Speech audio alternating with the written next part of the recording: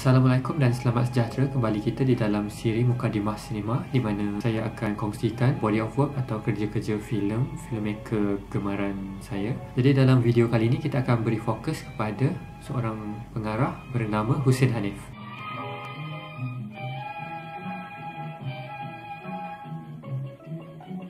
Jemput subscribe dan tekan butang loceng.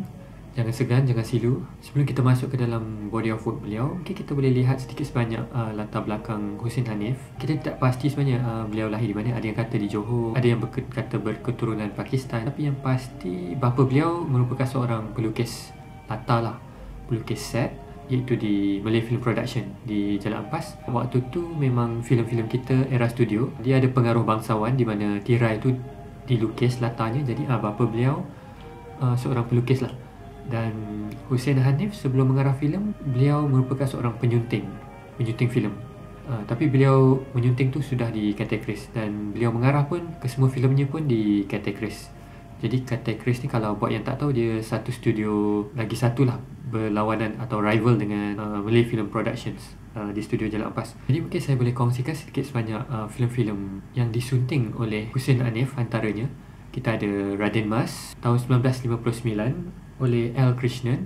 Kemudian ada juga Bawang Putih Bawang Merah 1959 oleh S. Romaino. Ada Nur Islam 1960 oleh K.M. Basker dan Sri Mersing 1961 oleh Saleh Ghani.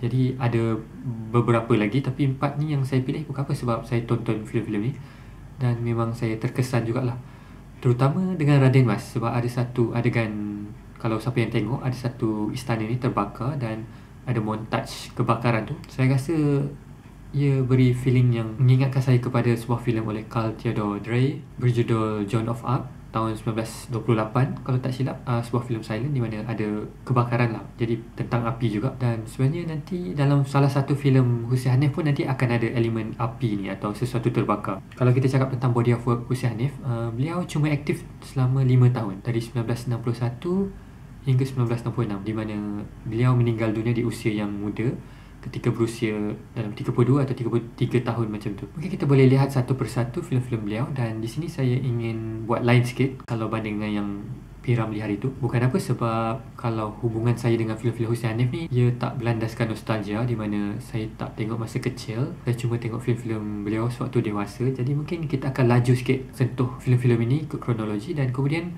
mungkin saya akan cuba beri sedikit kesimpulan tentang tanggapan saya terhadap cara-cara Hussein Hanif lah membuat filem, atau apa yang ketara atau apa yang saya nampak berulang, dan mungkin macam mana ia disegarkan dengan perulangan tu. Jadi tanpa melengahkan masa, kita boleh masuk yang pertama. Kita ada Hang Jebat 1961. Hang Jebat ni antara filem Hussein Hanif yang paling popular lah, dan saya pun pengalaman filem Hussein Hanif pertama yang saya tonton merupakan Hang Jebat ni, menggunakan VCD. Hang Jebat dilakonkan oleh Nordin Ahmad, dan filem ini dia dari naskah drama pentas Hang Jebat Menderhaka, tulisan Ali Aziz. Darah tu Memercik dari Langsir. Yang seterusnya kita ada Danganum 1962.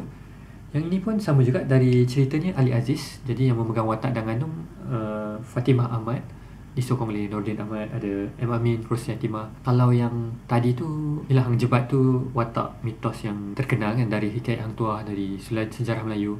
Danganum ni ceritanya ada fragmentnya dalam Sulalatul Salatin, sejarah Melayu jugalah, di mana Rajuna Tapa dia buka pintu sewaktu di Temasek dan nanti dia akan jadi batu. Terusnya kita ada Mata Syaitan 1962. Masih dilakukan Fatimah Ahmad, tulisan Siput Sarawak, dan kata bualnya masih Rahman B. Yang ini, kalau yang dua tadi tu mungkin lebih macam berdasarkan hikayat atau cerita rakyat, atau macam mana kata, dari teks sejarah yang purba lah, sejarah Melayu dengan hikayat Hang Tuah. Mungkin Hang Jebat tu bukan hikayat Hang Tuah, dia dari interpretasi Ali Aziz melalui Hang Jebat Menderhaka. Mata Syaitan ni lebih fantasi sikit, di mana ia mengingatkan saya kepada Sumpah Orang Minyak tentang kehuduhan dan kecantikan. Jadi ada subhan dan ada iblis juga, lumuran darah pada wajah di depan cermin. Ya, Mata Syaitan mungkin menarik kalau kita tengok back to back dengan Sumpah Orang Minyak oleh arahan P.Ramlee. Seterusnya yang filem Hussein Hanif keempat, kita ada Korban Kasih 1962. Ini juga diterajui oleh Fatimah Ahmad dan Yusuf Latif. Kalau yang tiga tadi,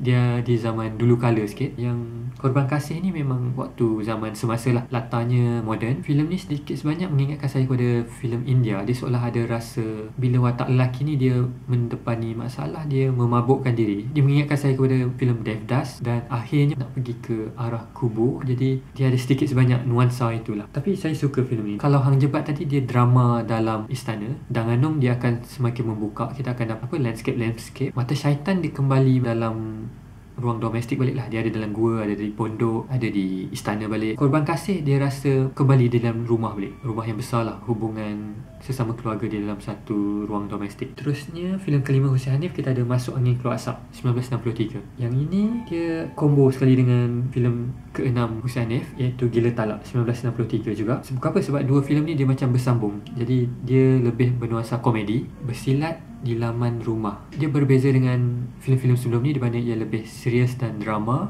Yang ini dia komedi dan saya syak mungkin sebab waktu tu Shaw Brothers dengan P. Ramlee, mereka popular dengan filem-filem yang lucu. Jadi Hussein Hanif pun kalau dalam body of work dia rasanya dua ni yang komedi lah, dua wahid satin. Yang menariknya ada macam teater, persembahan teater atau bangsawan. Jadi dia ada permainan dunia realiti dan juga lakonan. Filem ketujuh, Dua Pendekar 1964. Cerita lakon layar Hussein Hanif, kata bual Rahim A. Jailani, dilakonkan oleh Yusuf Latif, Saleh Melan dengan Ros Yatimah. Jadi filem Dua Pendekar ni bagi saya dia kembali macam Danganong, di mana dia lebih capture landscape. Maknanya dia ada shot-shot jauh, shot-shot bukit. Dia besar lah. Dia besar tu apa? Sebab dia ada perasaan epic tu. Dia ada istana, dia ada gelanggang yang luas. Kualiti gambar yang ada yang saya tonton ni dari YouTube, dia tak berapa baik. Dan saya rasa filem ni kalau di restore balik, saya rasa memang akan puas hati tengok apa, sebab dia macam ada capture benda-benda yang epic tu. Seterusnya filem ke-8, kita ada Kalung Kenangan 1964, lakonan Latifah Umar, Ghazali Sumantri dan Haji Arsyad. Kalung Kenangan ni dia ada unsur Oedipus Rex macam tu, tapi dah dinusantarakan. Yang unsur-unsur Oedipal ni pun sebenarnya dah ada dah tadi dekat Korban Kasih pun ada. Maknanya hubungan ialah antara ibu bapa dan anak. Jadi ada konflik. Tapi Kalung Kenangan ni yang paling lebih literal lah, macam lebih dekat dengan yang teks oleh Sophocles. Jadi untuk filem ke-9 Hussein Hanif, kita ada Istana Berdarah 1965. Yang ini dilakonkan oleh Fatimah Ahmad dan Saleh Melan. Yang ni dari Throne of Blood, Akira Kurosawa, dan Akira Kurosawa adaptasi dari Shakespeare punya Macbeth. Saleh Melan sebagai Macbeth lah, jadi Fatimah Ahmad sebagai Lady Macbeth. Filem tu diwarnakan hand-tinted dengan warna merah untuk menggambarkan darah. Dan unsur ini sebenarnya saya nampak dia akan berulang balik nanti, sebab kadang-kadang Hussein Hanif dia dah buat satu benda, dia nuansa tu akan datang balik di kemudian punya filem, tapi dia ada hybridnya, dia dah berubah. Yang ni filem Istana Berdarah ni hilang, dipercaya hilang. Kita tak pasti, kita harap satu masa nanti mungkin kalau ada tersembunyi atau tersimpan di mana-mana. Okey, filem ke-10 Cinta Kasih Sayang 1965. Cerita Hussein Hanif. Okey, yang ni dilakonkan oleh Latifah Umar dengan Fatimah Ahmad, Ahmad Osman, Ghazali Sumantri, Tony Kasim. Jadi yang ni dia kembali kepada latar moden dan tak dinafikan, saya rasa ini antara filem Melayu yang dengan latar moden paling best lah. Filem ni engaging sebab kita dapat follow karakter tu. Dan seterusnya kita ada filem Jiran Sekampung 1966. Ini filem ke-11 Hussein Hanif. Kita ada Ros Yatimah, Ahmad Osman dengan Yusuf Latif, Saleh Melan, Siput Sarawak. Jiran Sekampung, car chase scene yang mengagumkan. Kalau di KT ni yang di bawah Hussein Hanif, rasanya dia ensemble dia lebih kurang sama je, lebih kurang ada dalam 7-8 9 pelakon je tu. Dia berpusing-pusing dan pelakon teater tu dia bertukar-tukar watak. Dan filem terakhir Hussein Hanif, filem ke-12, Udang di Sebalik Batu 1966. Ini dilakonkan oleh Ros Yatimah, Suraya Harun, Ahmad Osman dan Mustafa Ma'ruf. Jadi Udang di Sebalik Batu ni yang saya cakap tadi, ada unsur hybrid antara Macbeth ada sedikit perasaannya, dan juga Sri Mersing, filem Saligani tu. Jadi dia ada rasa seorang anak dagang ni, tapi diakhiri dengan kemaafan demi kemaafan. Semua filem Hussein Hanif ni sebenarnya masuk dari mana-mana pun okey, tapi kalau tanya pendapat saya boleh syorkan sebenarnya Cinta Kasih Sayang filem yang best. Bukan apa, sebab pernah ditayangkan sekali, saya hadiri satu tayangan dekat panca delima lah UiTM, di mana dalam bilik tu ada banyak macam beratus juga student, dan student ni ialah macam millennials muda, dan mereka gelak ketawa dan engage dengan filem ni. Jadi dia filem lama, sebab kadang-kadang orang kita rasa macam filem lama ni slow, tapi Cinta Kasih Sayang bagi saya, kalau orang tu dia dapat masuk, dia akan memang boleh enjoy lah. Saya syorkan Cinta Kasih Sayang.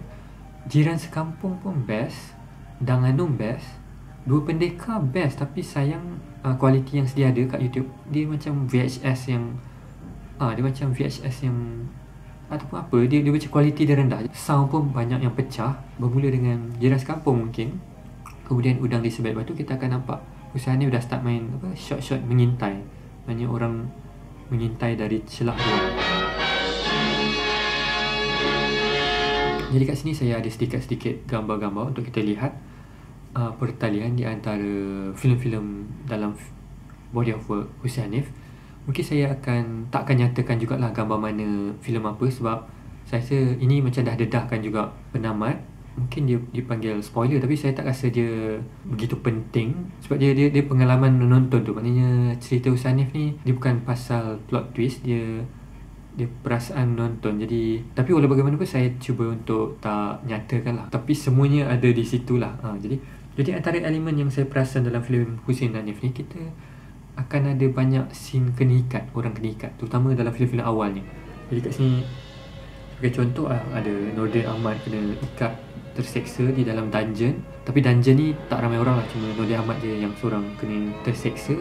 Dan ini mengingatkan saya kepada Nur Islam oleh KM Basker, di mana Hussein Hanif sebagai penyunting. Dalam filem tu ada adegan macam dungeon istana di mana ramai orang-orang kena seksa. Yang itu filem tu saya suka. Dan kemudian kita ada juga Fatimah Ahmad kena ikat, ada 2 kena ikat. Kemudian ini ada satu gambar ni, Yusuf Latif pun kena ikat juga, macam dungeon juga, tangan ke atas, dan dia kena ikat sekali lagi di dalam roda. Sebenarnya gambar-gambar yang awal tu dia lebih macam filem-filem berlatar purba lah, memang mudah untuk orang kena ikat dan kena seksa. Tapi filem-filem moden tak ada. Yang paling ada mungkin ada salah satu ni filem Last Ahmad Osman ni, dia kena ikat sebab dia anggap mencuri macam tu, jadi dia kena ikat kat pokok. Tapi maknanya elemen kena ikat ni saya perasan dia banyak muncul waktu awal-awal, tapi nanti kat hujung pun ada sikit.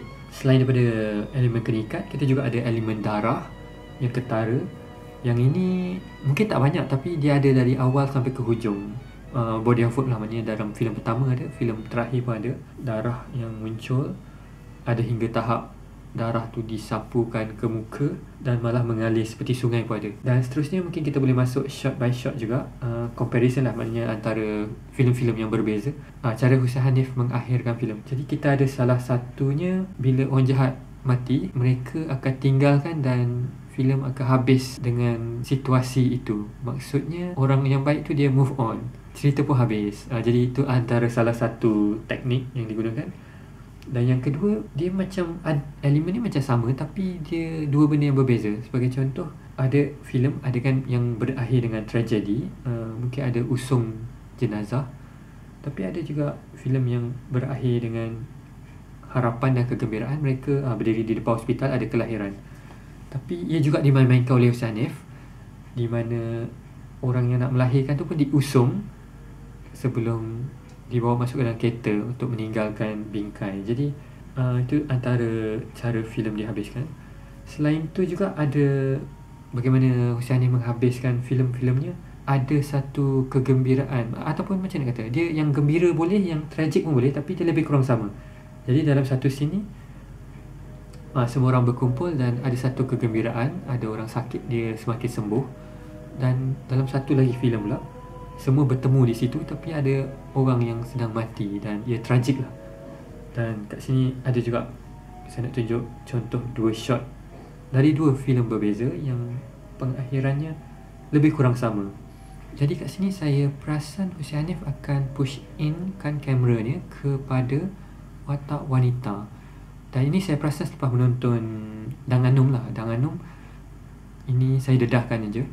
Sebab kalau dalam Sulalatus Salatin, sejarah Melayu, rajutan tapa akan jadi batu, dan itulah moral dalam fragmen kisah dalam tu.